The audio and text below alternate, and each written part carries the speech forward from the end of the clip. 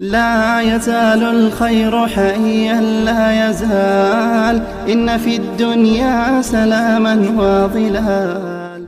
مولانا اشرف علی تانوی رحمت الله علیه یو واقعا ذکر کړی و یو سړی ډیر زیات مالدارو یو خزه وکړه نو چې دا خزه وکړه نو دا خزم خشته او خوبصورت خزه و او د دې خزه او د هاون په مابین کې خوشګوار او ښکلې ژوندۍ تیرېده.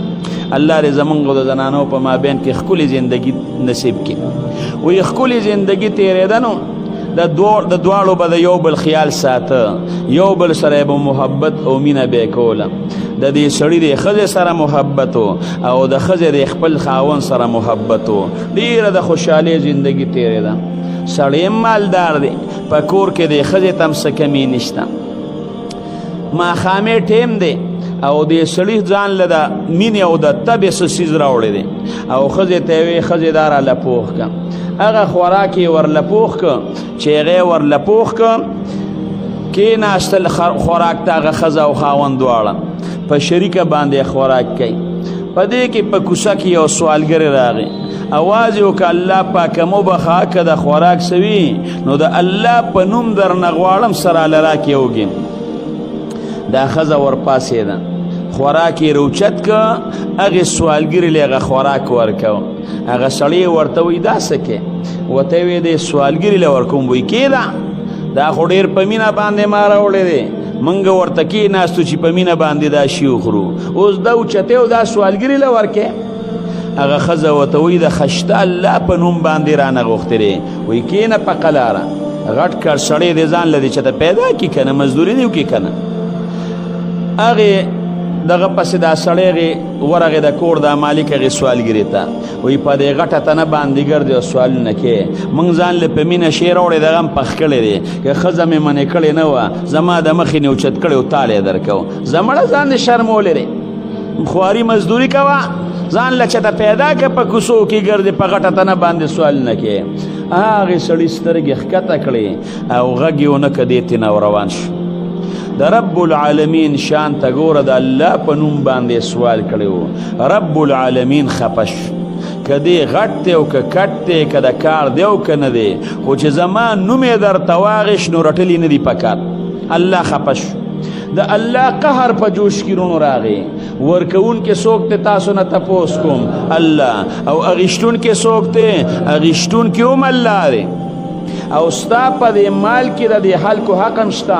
د دواړو جهانو سردار مبارک فرمایي ان فی المال حقا سوى الزکات، د زکات نه علاوه هم ستا په دې مال کې حق شته.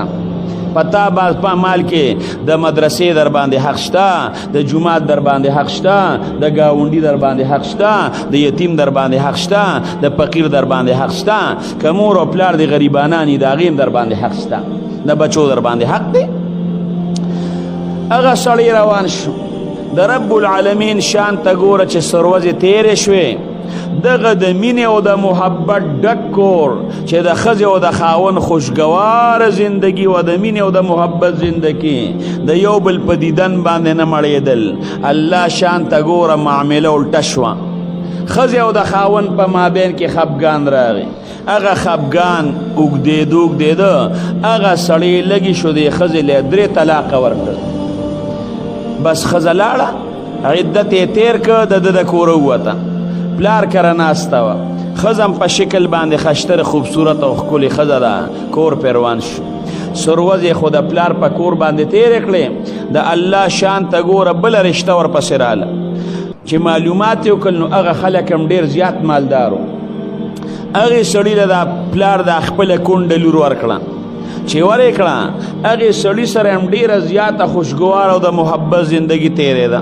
د یو مالدار سړي خو ورله طلاق ورکه، وخت خو پکې تیر شو خو بل مالدار ته په نکاح شوه. که ده ورسره محبت ساته الله دې ښځې له بل د مینې خاوند ورکه، هغه ورسره د دې زوړ خاوند نه هم زیات محبت ساته. د الله شان ته ګوره د غرمې ټیم دی، خوراک یې پخ کړی دی او دا ښځه او خاوند ورته نست.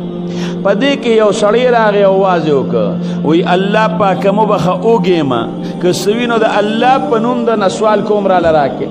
بس دې ښځې د خپلې مخې نه هغه خوراک اوچت کړ.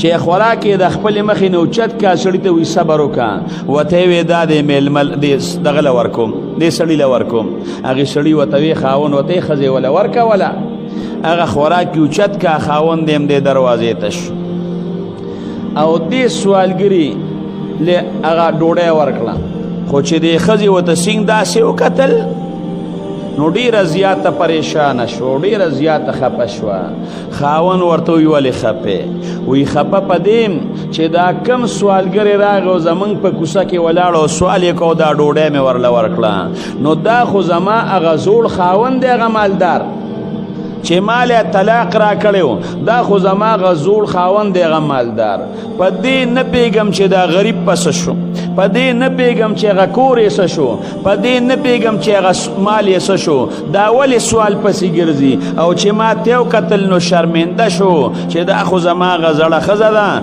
او سر یې ښکته که نو دا خو زه ډېره زیاته خفه شو دا دویم خاوند یې ښځې ته وایي وایي خفه کېږه ما وی د دې نه ډېره زیاته ناشنا خبره درته ونه کمه نو دا ښځه ورته وایي سړي د دې نه زیاته ناشنا خبره بسي وی د دې نه زیاته ناشنا خبره دا ده چې هغه کم سړی یو ځل درغلی او ستاسو په دروازه باندې ولاړو او ستاسو نه سوال کړو د ماښام په ټیم کې او تا خوراک راواغېسته او ستا ورکو او ستا دې خاوند ورټه نو هغه زوم چې ستاسو په دروازه باندې ولاړو هغه زوما چې ستاسو د دروازې نه راووتم اسمان ته مې سر پورته که چې الله چاله دې دومره ورکړې ده چې د مینې خوراکونه کوي یو ښځه او خاوند ورته ناست دي الله ماله د اسم نه دي راکړې په پردو کوڅو کې ګرځوه او نارې را باندې تېرېږي وی رب العالمین ستا د خاوند نه هغه مال واغېسته رب العالمین هغه